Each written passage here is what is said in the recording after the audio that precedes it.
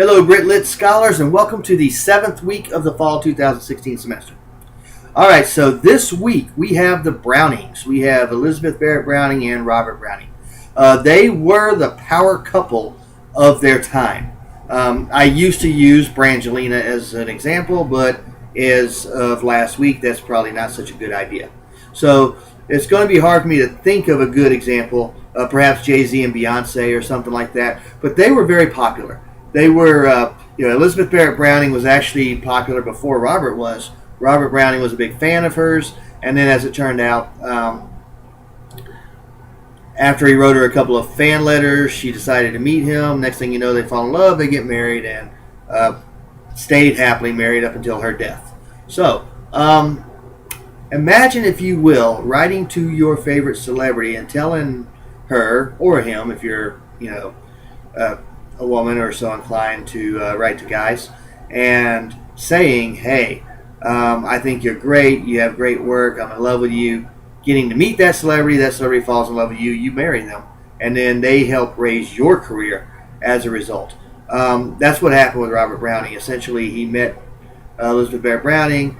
He was already a poet himself. He had published a little bit here and there, but once they became a couple, all of a sudden he was a major player. So, that is basically the love story of Elizabeth Barrett Browning, Robert Barrett Browning. If you want to read some of the selections out of our textbook and the sonnets from the Portuguese, those were love sonnets that Elizabeth Barrett Browning actually wrote to Robert Browning before that they were married. So she was still Elizabeth Barrett at the time. She wrote these little love sonnets. Browning said they're good enough to publish. She was a little bit shy and embarrassed about it. So basically what he said was, okay, well, we'll say they're from the Portuguese, and then, they won't be so risque in the minds of people.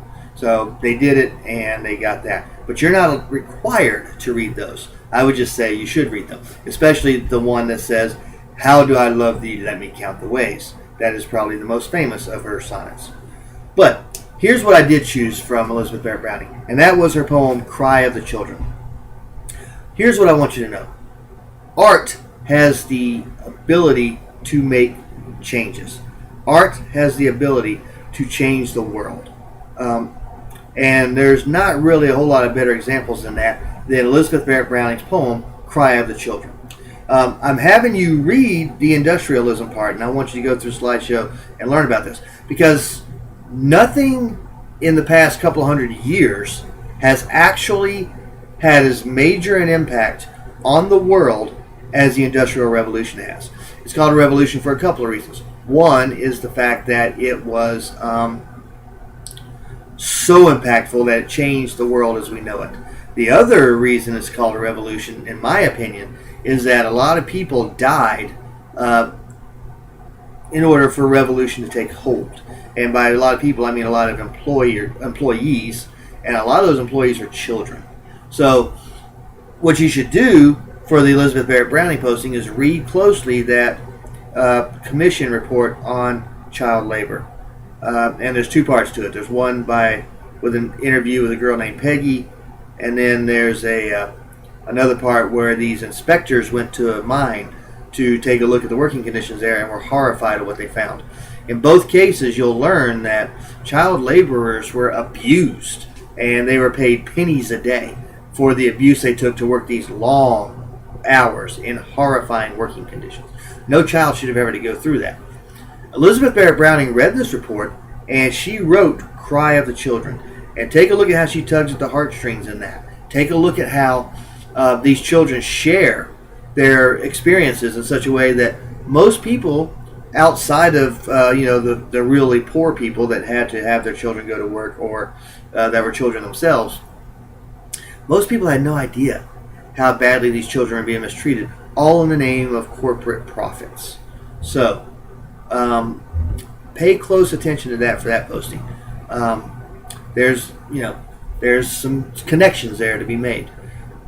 Elizabeth Barrett Browning's poem, Cry of the Children, was so impactful that new laws were passed to curb child labor and to redefine the conditions which child laborers were working in, so that they would be safer, so that they would be healthier, so that they would be a little bit more pleasant.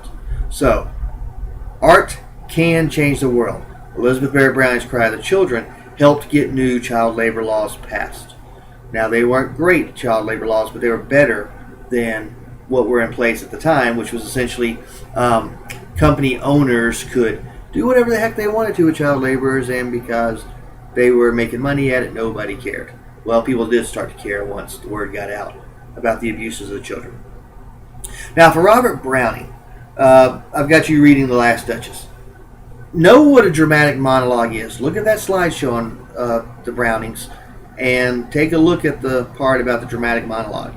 What a dramatic monologue is essentially you're going to get one half of a conversation. So you will not hear what the other speaker or speakers are saying.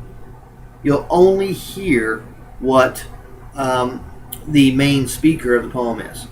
My Last Duchess is actually based on a real duke of somewhere in Italy. I can't remember where. But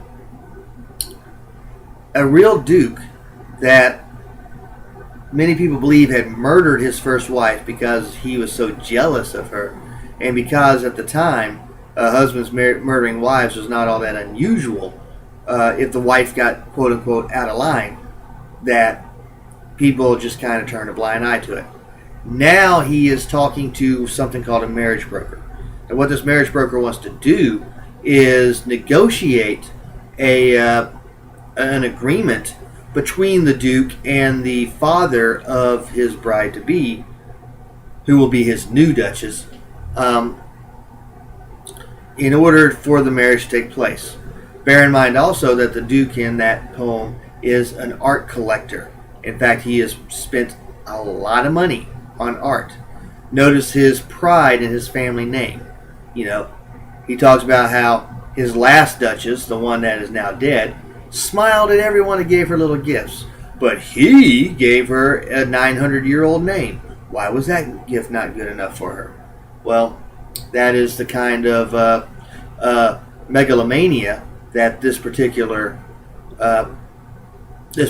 Duke had going on. So, when you look at the dramatic monologue, just know you're only hearing the Duke's side of the conversation.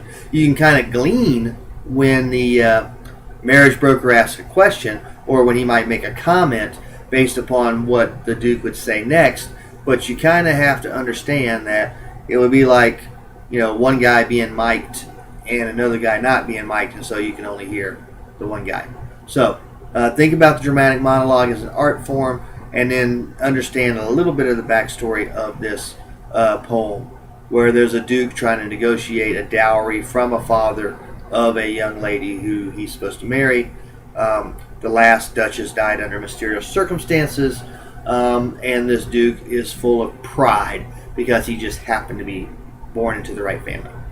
So that's this week's readings. That's what I want you to look for as you do this week's postings.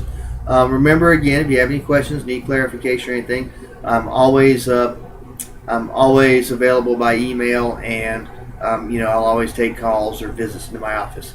So with that in mind, I hope that you enjoy the Brownings, and have a great week.